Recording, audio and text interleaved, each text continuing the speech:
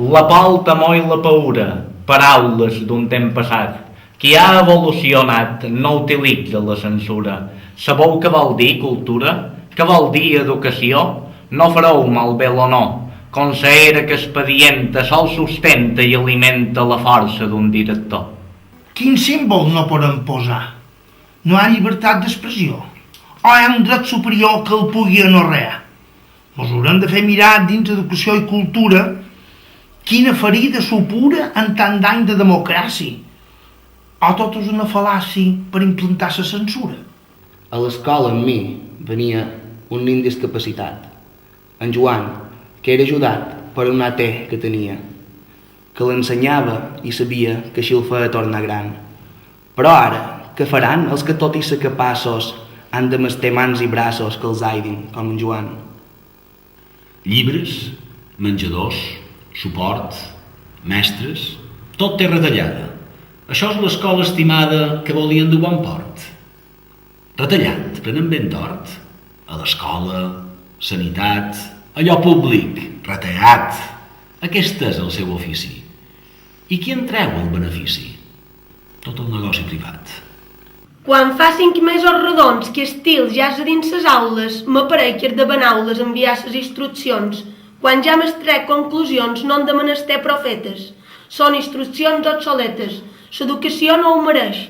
I en sap més qui les llegeix que no aquell que les ha fetes. Han obert expedient, tot creant un mal desfici. No entenen aquest ofici que maltracten brutalment. Han creat un mal ambient anant en contra l'honor d'aquell que és bon professor. Ells no serveixen per res. Creix-me, entre tots han malmès el món de l'educació. Apliquen amb pressa el til. No escolten el docent i l'alumnat innocent ho pateix ben intranquil. Tots els nins perden el fil quan aprenen en anglès. Pobre mestre, compromès. Veu que l'idioma el retura. O escatsa l'assignatura o queda tot en suspès. Qui sap valorar els docents, tot allò que té els ho dona.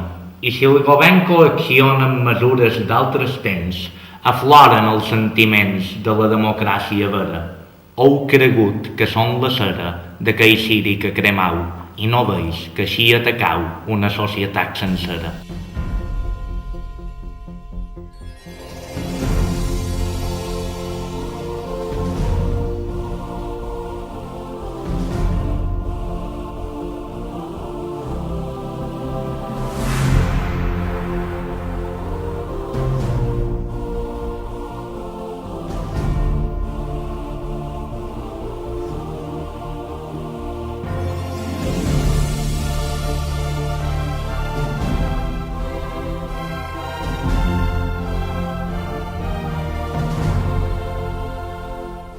Jo crec que hi ha una constant com un fil que uneix a la dreta espanyola des de mitjans segle XIX, que és la d'homogeneïtzar tots els territoris de l'estat espanyol. I aleshores, clar, allà on es troben amb una llengua que no és l'espanyola, fan tot el possible perquè aquesta llengua desaparegui. El mateix que ha passat amb el TIL, que almenys des de Catalunya no entenem com això ha sigut possible, com s'ha creat un problema del no-res, on no hi havia problema, crear un problema. El que sí que també veig que hi ha una part positiva amb tot això és veure com us heu organitzat i la manera en què lluiteu i planteu cara, almenys des de Catalunya, això ho mirem amb molta admiració i amb molt de respecte. Per què se fan aquestes proves enguany?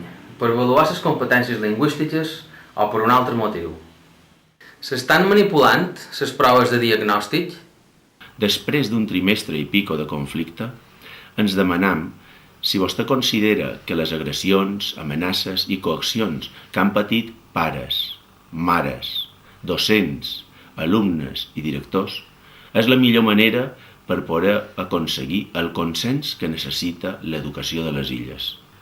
Sap vostè, senyora consellera, que els llaços quatribarrats simbolitzen la defensa del català com a llengua pròpia de les Illes Balears? No seria d'esperar per part d'aquesta conselleria una actitud decidida en defensa de la nostra llengua? Vos, que sou la consellera, me podreu aconsellar. Jo vos vull xerrar d'estil. precisament perquè el vostre estil jo no l'entenc. Si xerrar se diu espic, com és que no vareu xerrar espic que vos vau reunir? És així com vostè troba que podrà arribar a un consens? És aquesta la millor manera d'arribar a un consens? La por? Por només en fan els fantasmes, o no? I els fantasmes són fum, són no res.